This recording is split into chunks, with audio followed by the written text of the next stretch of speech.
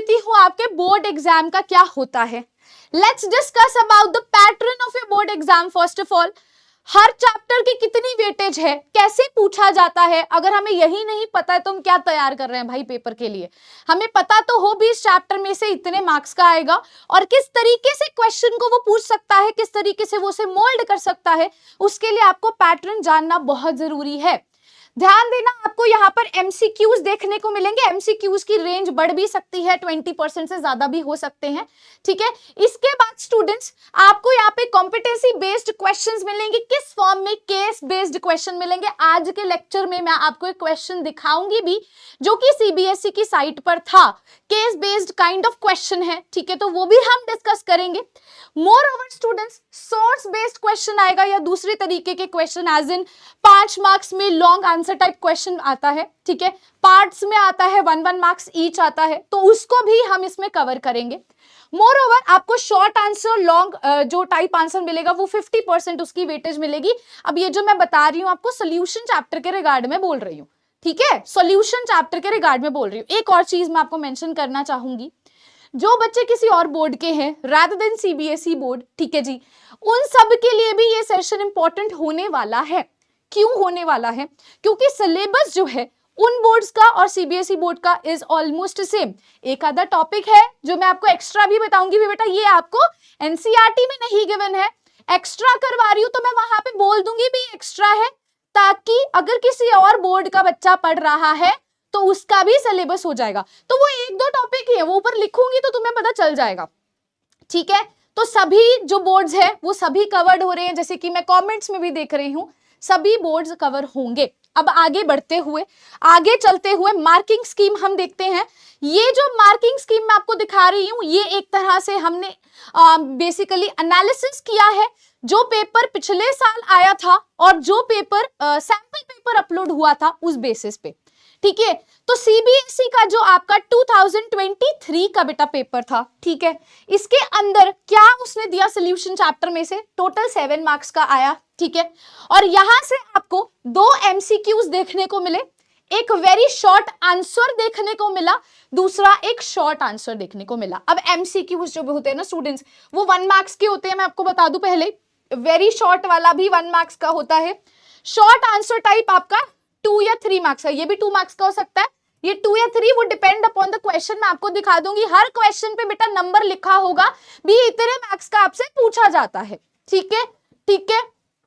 अब सुनना, ये सैंपल पेपर सीबीएसई ने जो अपलोड किया था, ये उसका मैं आपको एनालिसिस बता रही हूं। सोल्यूशन चैप्टर में से 1 very short answer type question आया था और एक लॉन्ग आंसर टाइप सीधा आ गया था। अब ये 2 मार्क्स का वेरी शॉर्ट वाला आया था, ठीक है। मैं रेंज आपको जैसे मैंने यहाँ लिखा है, ये 1 या 2 भी हो सकता है, ये 2 या 3 मार्क्स का भी आ सकता है। अगर मैं 1 वेरी शॉर्ट आंसर टाइप का पूछूं, ये 2 मार्क्स का था, और लॉन्ग आंसर टाइप सीधा 5 मार्क्स का, तो ये 7 मार्क्स का आपका सीधा बन गया, ठीक है, ठीक है, क्लियर हो गया। तो ये आपकी मार्किंग स्कीम अभी तक की जो हमें सीबीएसई के साइट से पता चली है वो मैंने यहाँ पे आपको बता दी है। और अभी जब मैं क्वेश्चंस कराऊंगी तो हर क्वेश्चन में बताऊंगी भी बेटा ये 1 मार्क का क्वेश्चन है, ये 2 मार्क का क्वेश्चन है, ये 3 का या ये 5 मार्क्स का है, और उसको अपने अटेम्प्ट कैसे करना है वो भी करेंगे, है ना। हम लोग वो भी चीज को नोट करेंगे, ठीक है। आई होप सो सभी को एक क्राइटेरिया पता चल गया है, सभी को एक क्राइटेरिया क्लियर है ना। चलो क्या बात है, बढ़िया। अब देखिए कौन से टॉपिक बोर्ड्स में एक्सेल करवाएंगे। मैम कुछ ऐसा बता दो भी लास्ट मिनट रिवीजन करें और भाई पेपर बहुत अच्छा चला जाए, है ना, होता है ना। कुछ ऐसे टॉपिक्स बता दो भी ये तो कर ही ले और भाई हम तो फिर उसके बाद तो टॉप करके आना है। कौन से टॉपिक्स हैं वो, है ना। तो पहला टॉपिक जो आपको ध्यान रखना है वो कॉलिगेटिव प्रॉपर्टी है, और इसमें चारों कॉलिगेटिव प्रॉपर्टीज को आपने कवर करना है। 4 कॉलिगेटिव प्रॉपर्टीज है बेटा, है ना। इसको करके जाना है अच्छे से मतलब बहुत अच्छे से, और अगर सेशन को कर लोगे तो एक ही बारी में खत्म हो जाएगा, ठीक है, डन है। इसके बाद जो टॉपिक आपको करके जाना है जो बोर्ड्स में एक्सेल करवाएगा, अच्छे नंबर दिलवाएगा, वो कौन सा है, एबनॉर्मल मोलर मास का और वैन हॉफ फैक्टर का। तो जब आप वैन हॉफ फैक्टर पढ़ते हो तो जो 4 कॉलिगेटिव प्रॉपर्टी आपने पढ़ी ना वो उससे ही कोरिलेटेड है, ठीक है, उससे ही वो कोरिलेटेड है। उसके बाद मैं बता रही हूं आपको वेपर प्रेशर के बारे में पता होना चाहिए और आइडियल और नॉन आइडियल के। तो ये 3 मेजर ऐसे सेगमेंट है जिसके बारे में आपको करना ही करना है बोर्ड्स के रिगार्ड में। क्लियर है आपको, डन है।